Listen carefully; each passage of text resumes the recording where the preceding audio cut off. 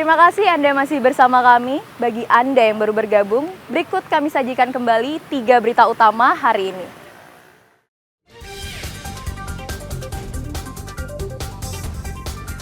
Cuaca buruk melanda perairan Selat Bali atau lintas pelayaran Ketapang Gilimanuk.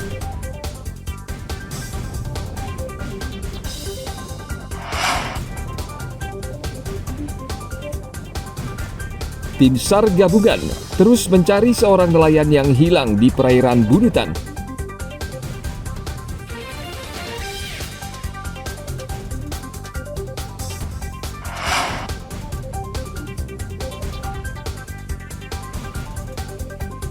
Bupati Bangli minta warga di kawasan wisata Kintamani agar tidak menjual tanah.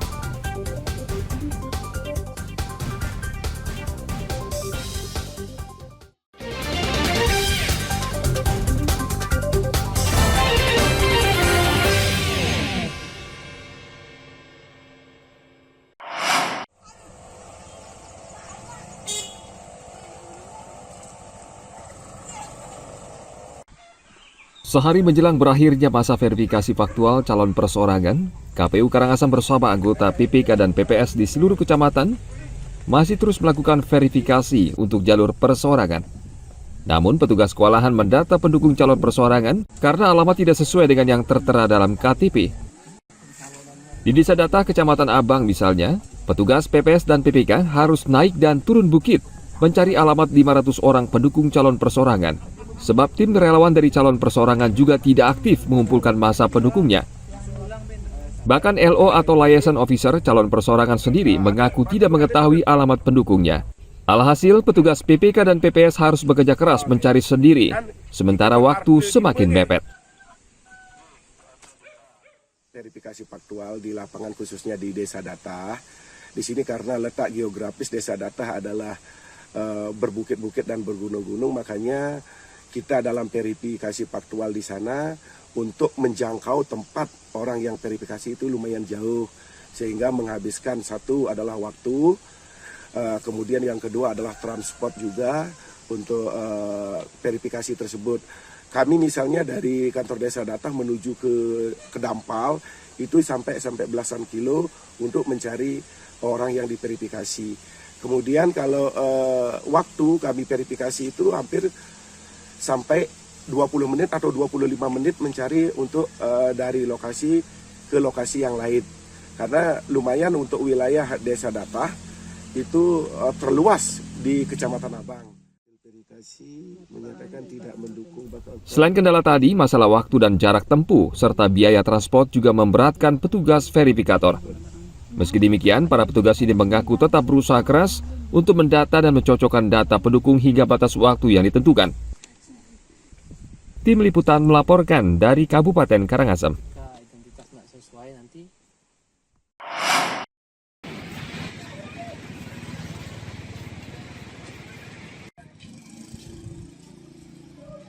Turis asing beraktivitas kerja namun berkedok wisata saat ini menjamur di daerah wisata di Gianyar, Denpasar hingga Badung. Kondisi ini mengkhawatirkan dan bisa berdampak bocornya pendapatan daerah karena para turis asing ini tidak mengikuti aturan yang berlaku.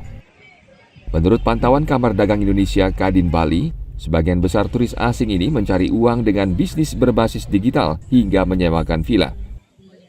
Sebagian mereka berbisnis di Kabupaten Gianyar, Denpasar hingga Badung. Semakin hari jumlahnya semakin banyak. Biasanya di basis digital, sewa menyewa villa, mereka itu datang. Nah, bagaimana orang asing itu menyewa villa boleh? Kita bagus. Jadi tanah itu ke depan jangan sampai dijual khusus. Itu kan dari awal aja sudah dideteksi ini turis apa permanen residen, mau tinggal di sini, di sana. Jadi kalau persyaratan untuk orang asing untuk berusaha di sini kan ada PMA. Silakan itu dibolehkan, undang-undang mengatakan itu boleh. Yang tidak boleh itu adalah yang tanpa izin tinggal. Kitasnya sebagai pengusaha atau sebagai turis. Nah, ini yang perlu kita lakukan. Kadin meminta pemerintah mengambil langkah tegas dengan melakukan pengawasan administrasi secara ketat sehingga bisa diketahui apakah wisatawan mengantongi visa wisata atau bekerja di Bali. Ana Agung Gede Agung melaporkan dari Kabupaten Badung.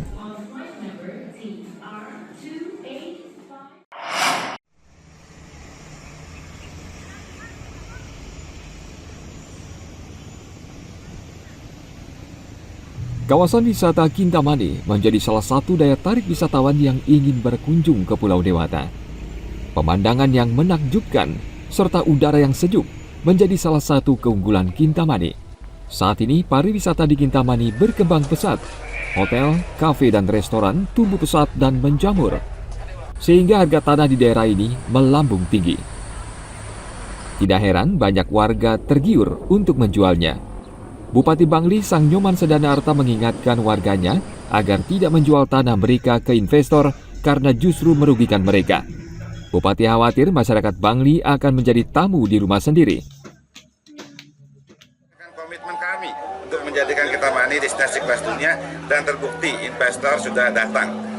Nah, tapi saya selalu wanti-wanti kepada seluruh penduduk lokalnya, jangan jual tanah. Jadi silahkan dikontrakan, paling baik dikerjasamakan. Sehingga kita harapkan pemilik daripada bisnis yang ada di sana bukan semuanya dari luar, tapi juga sebagiannya dari dalam, bahkan ikut menjadi pemilik yang besar-besar.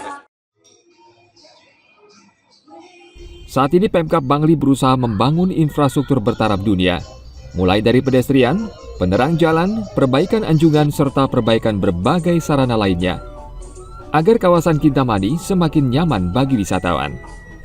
Kawasan wisata Kintamani menyumbang pendapatan asli daerah yang tidak sedikit bagi Kabupaten Bangli. Selain itu, bergeliatnya perekonomian di kawasan ini juga menyerap banyak tenaga kerja lokal. Tim Liputan melaporkan dari Kabupaten Bangli.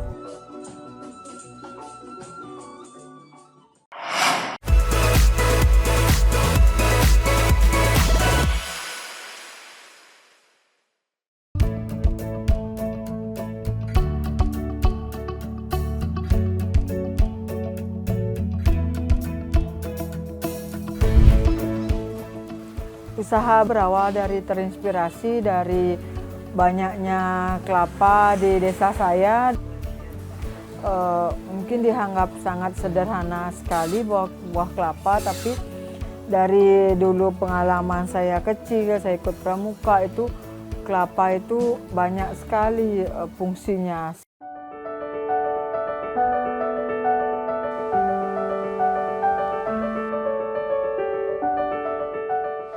Dari buah kelapanya itu dipakai untuk kulitnya, dipakai untuk tempat lilin, tempat sabun. Nah, dari dalamnya itu minyaknya itu ada turunannya seperti untuk sabun, ada oil massage, ada body butter dan lainnya.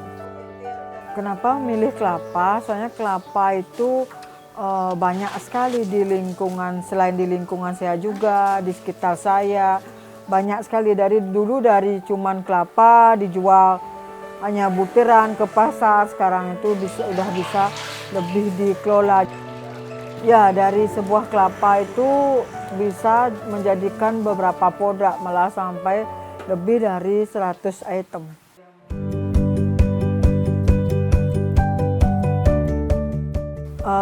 Saya bisa mengolah produk ini dari saya belajar, saya ikut pelatihan.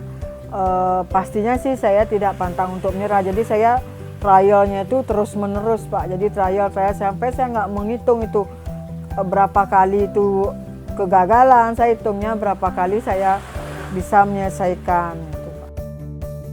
Kalau sampai sekarang itu ada 30 karyawan. Ya, mayoritas di warga sekitar sini, tapi 90%-nya ibu-ibu.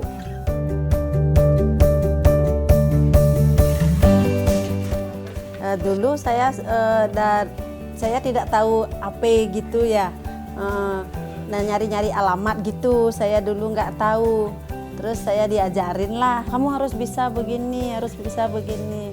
Jadinya saya semangat untuk belajar. Akhirnya saya bisa seperti ini gitu.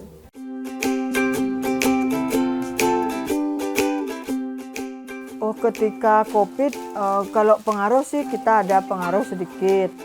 Saya lebih banyak tuh membuat suatu produk apa sih yang sekarang lagi COVID-nya, apa sih yang diinginkan gitu, seperti misalnya kayak diffuser, hand sanitizer.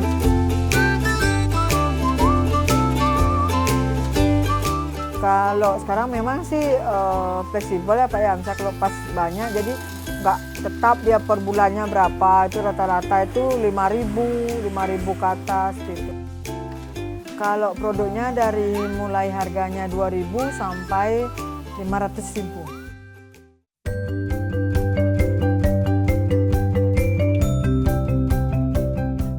Manfaatnya cukup banyak ya. Jadi beberapa item di sini itu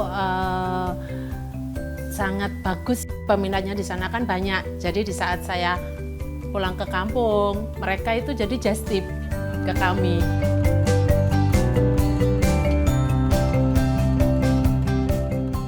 Mungkin kalau pemasaran kita sekarang itu kan lebih, kalau untuk lokal tuh kita lebih yang ke online. Karena zaman sekarang sama dulu tuh kan beda. Kita harus mengikuti teknologi apa yang sekarang ada sekarang. Jadi dengan online. Berawal dari hal kecil, akhirnya bisa menginspirasi orang banyak. Intinya harus semangat, terus berkarya, pantang menyerah, berani berubah.